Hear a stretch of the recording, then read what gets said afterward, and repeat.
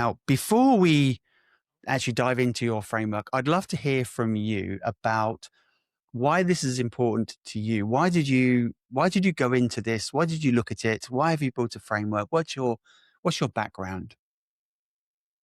Yeah. So for a decade, I led tech transformation projects and program. And throughout that, the complexity increased and my responsibilities increased. Now I've been known for being calm under pressure, reliable, organized, often being told by my team, like, thank you for organizing us. Thank you for keeping us on track. But internally, there was a struggle that I couldn't express. It felt like there was a heavy cognitive load, but everything on the outside was going fine, was going more than fine. So I didn't know how to approach it. The problem wasn't really clear to me, but I just knew there was a struggle and a burnout. What what, And it what do you mean by wasn't, that? It sounds to me like you were helping other people be really organized, but am I hearing that you internally felt you weren't organized? yeah, it was taxing. Like organization didn't come naturally to me. I'll give you an Right. example. As like there was a time when the project size increased, the complexity increased. I would have multiple meetings with multiple complex conversations. And I would walk into a meeting and I'm listening and focused and I'm thinking, yeah, yeah, I get it. Like everything makes sense. Walk out of the meeting and poof, it all disappears. Vacant. Go on. Yeah, Yeah. yeah, blank. And I would be talking to someone from my team, like my tech lead, and following the meeting, and you'll just be talking. Like he remembers things. And I just kept thinking to myself, why don't I remember? I Yeah. understood Why everything me? in the meeting, but yeah, why me? Yeah. Same thing happened with emails. I started to feel that I'm writing an email, it all makes sense. I read it back. Unfortunately, sometimes after sending it, and it makes no sense. There are words missing. I flip some letters, and I just started to feel that I have a struggle that I don't see others have. I see others just write an email, shoot it off, and it's fine. They remember everything after a meeting. Like it's just they holding things together with ease. For me, I had to work extra hard in the background and I just couldn't figure out why. And because I was doing well and I never had a negative feedback and my performance was pretty good, no one picked up on it either. Right. It was pure coincidence that one day I read an article.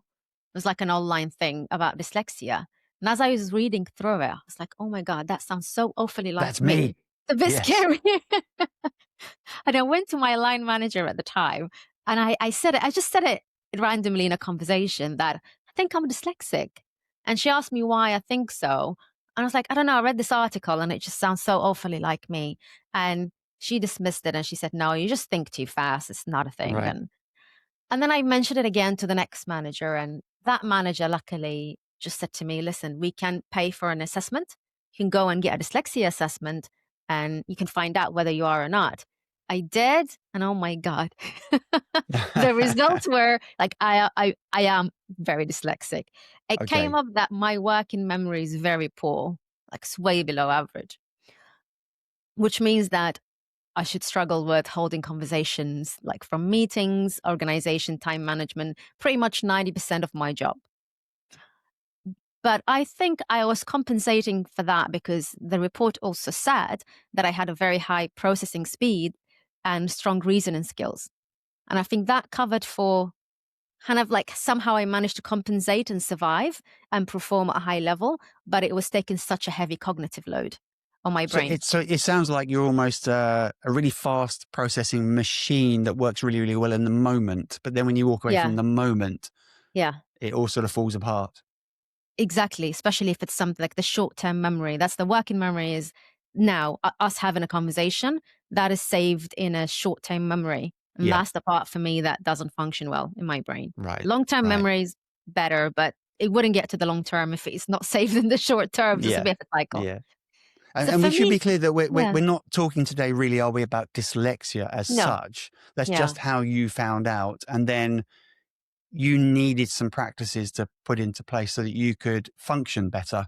You know, yeah, the dyslexia may have been the reason why, but there'll yeah. be a load of people listening or watching to this who maybe are dyslexic or maybe are not. But what we're going to go through today will help everybody Oh, become yes. more focused and more productive. Absolutely. Whether someone has any neurodiversity profiling or not, we all struggle with focus because nowadays our environment has changed and there's just an attention deficit because Yeah. everything is calling for our attention. So it applies to everyone, absolutely.